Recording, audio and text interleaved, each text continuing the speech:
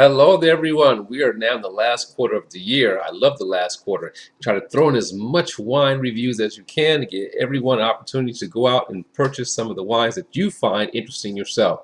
So this is a very, very simple thing. These are wines that you can find on your everyday liquor store, grocery store, and even some wine shop shelves. I go through and taste the wines, give you my personal opinion with a very simple system. Thumbs up, I highly recommend that wine.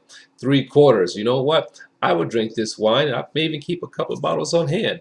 Halfway, it's not for me really, but maybe it's for you. Give it a taste. Let us all know what you think of it. Thumbs down. That's always an easy one. That wine, get it out of here. Don't even waste your time. Now, you know how I love having wines from the same winery. It makes for a great show. You get the kind of like thumbprint to see exactly of the wine, even though the varietals can be different. So we are going and do a wine that's been around for quite some time. One of the ones, again, I'm going to date myself. One of the brands that I drank, back in the 80s, and which was great, and let's see how they're moving forward with the changing times.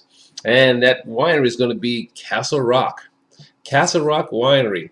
So we have on today's show a Castle Rock Pinot Noir, and we're looking at a 2017 Pinot Noir from Mendocino County, California, and a 2016 Castle Rock Cabernet Sauvignon from Paso Robles. Wow, this is going to be great. Always loved, the Castle Rock lines of wines. Again, we're talking back in the 80s. And then coming forward, I think the last vintage of a Castle Rock wine I had was a 2004 Petite Syrah, which was phenomenal. I sat on that for a while. I believe I drank that probably in 2017.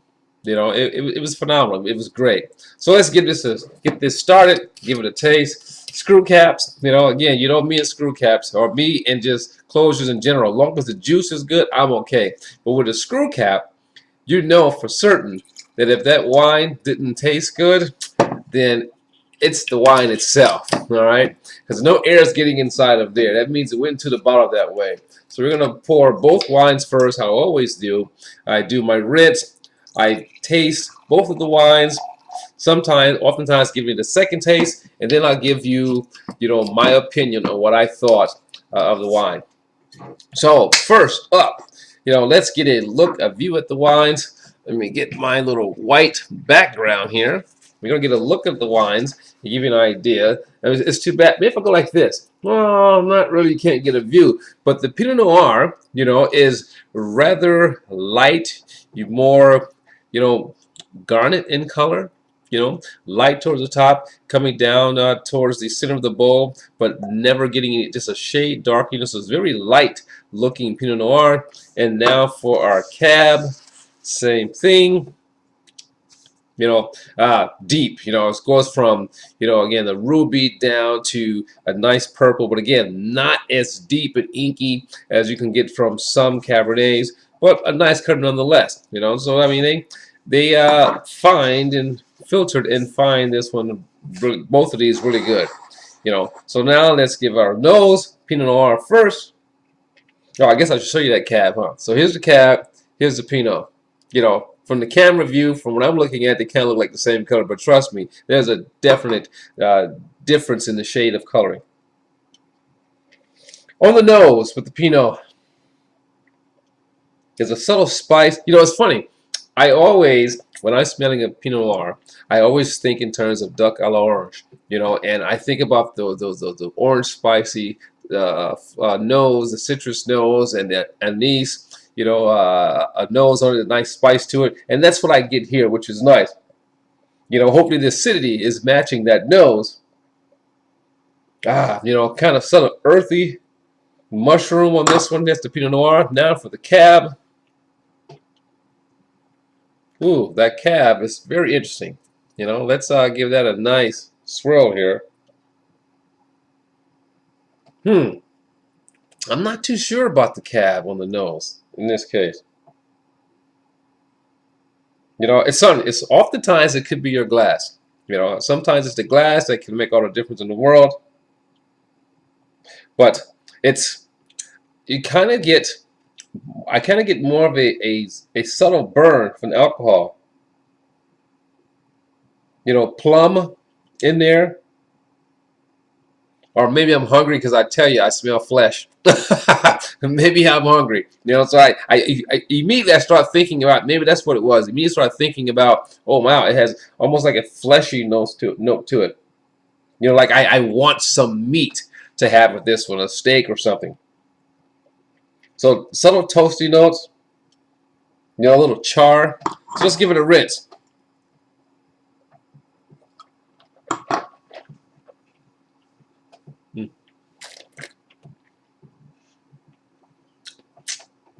Nice acidity.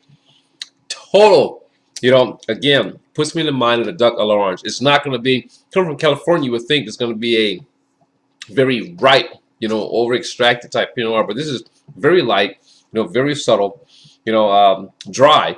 You know, this is one of those definite, you know, sit down, have, you know, with some cheeses, some light meats, light dishes, you know, but again, very pleasant, easy to drink. You know, it's not going to knock your socks off. You know, it's a very nice, light style type of Pinot Noir. You know, at some point, almost too light. Okay, like it's missing some depth. You know, and should be some kind of depth there. But, you know, again, I'm thinking in terms of it's coming out of California. You know, but it's more almost like a subtle French style, not overly extracted by any means. Let's go to the cab.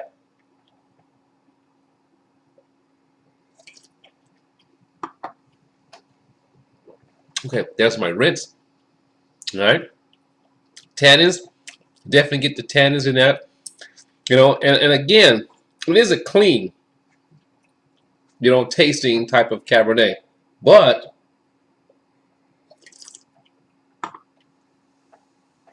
for a cab, to me, I mean, tannins are boom right there, but it's missing depth. Okay, missing that mid-palate fruit, missing that fullness. You know, fruit but very soft. Tannins are there. You know, the tannins are there, missing all the other elements. You know, makes it kind of astringent. You know, what's the alcohol on this? Let's see if we get an alcohol count on this. You know, you think 1 year they're gonna put the alcohol for these wines in the same spot on every wine label so that it's easily found. Ah, here it is, and it's so light. Oh my gosh, it's the type on this is so light. I can't even tell you what the alcohol is on this here. Wow, I can't even tell you because the type is so light on this. You know, so it's the same on the Pinot Noir too. So that's a killer for me. You know, when you're trying to, you know, get information, I probably should have looked it up. You know, but normally you can read that. But let's get straight to the review. So the Pinot Noir,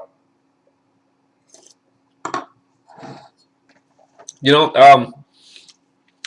let me just taste this one right away again. No, I'm gonna go halfway thumb. You know, on both of these. The cab may be better with food, but you know, it's still missing that depth, that richness. You know, that deep flavor of fruit that you will get from a cab. I think it's fined and filtered, you know, a little bit too much. It stripped away some of, you know, those components, those qualities that you'll find in a cab. For the Pinot Noir, you know, I think it's pretty good, but again, it's missing that mid-palate element there. You know, it just glosses over. It almost gives you the idea that, okay, I'm drinking, you know, flavored water. You know, but they both are easy. The Pinot Noir is easier to drink than the Cab. Cab is just tannins, you know, missing, you know, fruit depth, and there you go. You know, but it may appeal to someone, but not to me.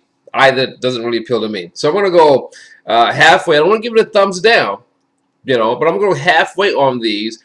I wouldn't rush out and purchase these two here, but maybe you can find some Castle Rock at another level, another tier, upper tier. You know, you won't be disappointed, but at this level, not for me. Halfway thumbs. It's your Wisconsin wine guy saying, as always, let your palate be the guide when selecting your next wine, and we will see you next time. Bye.